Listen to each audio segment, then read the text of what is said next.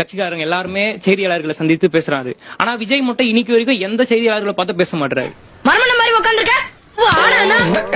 அறிவினான் ஆகுதுண்டோ பிரதி நோய் தம் நோய் போல் போற்றா கடை அப்படின்ட்டு அடுத்தவங்களோட துன்பத்தை தன்னோட துன்பமா பாக்கணும்னு சொல்லிட்டு. ஆனா அந்த ஒரு கொள்கையே அவர்கிட்ட இல்லையே. மத்தவங்க துன்பத்தை தன் துன்பமா பாக்கலன்றதுக்கு எனக்கு கார்லேஷன் எதுக்கு அப்படின்னா கரூர் சம்பவம் இந்த மாதிரி தன்னோட குழந்தை பாதிச்சிருந்தா அங்க கேள்வி கேட்டிருக்கணும்ல. ஏன் அந்த கேள்வி எதுவுமே பேசல. அவரு ஓடுறாரு, வேகமா ஓடுறாரு. சின்ன பையன் எல்லாம் முதலாளி கழுத்தா மக்கள் அடிக்கிறான்ப்பா.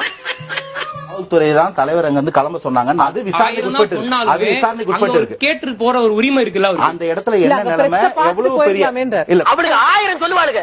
உனக்கு எங்கடா போச்சு அறிவு? நீ தினம் குடிச்சிட்டு கண்ணாடி பாக்குறீல்ல? ஆமா. என்ன கேட்ச் ஒரு நாள் நீ மறுத்த மாதிரி இருந்தீ. ஒரு தலைவருக்கும் இருக்க கூடாது. யோ பிரஸ் மீட் கொடுக்க அறிவில்லைன்னு சொல்லுங்க. அதுக்கே சுத்தி வளைச்சு பேசுறேன். ஊடக வாய்ப்பு சின்ன வேறுபாடு இருக்கு. நீங்க கருத்து சொல்றதுக்கு எந்த தளத்தை வேணா பயன்படுத்திக்கலாம். ஆனா நீங்க செய்தியாளர்களை சந்திக்கும் போதுதான் கேள்வி உங்ககிட்ட கேட்க முடியும். ரெண்டு பக்கம் கதவை சாத்துறாங்களே. இன்னைக்கு பெருச்சாடி அடிக்கிற மாதிரி அடிச்சு. நீங்க பிரஸ் மீட்ல அடையாளம் காட்டுங்க பிரதர். நீங்க பிரஸ் மீட் வைங்க, கேள்வி எதிர்கொள்ளுங்க, பாருங்க இது அஜெண்டான்னு சொல்லுங்க. நீ எல்லாம் ஒரு ஆம்பளை, உனக்கு பேரு சூனா பானா. அப்படி எடப்பாடி பழனிசாமி சொல்லலையா, அண்ணாமலை சொல்லலையா, சீமான் சொல்லலையா? ஒரு ஏத்து ஏத்துனா பாருங்க.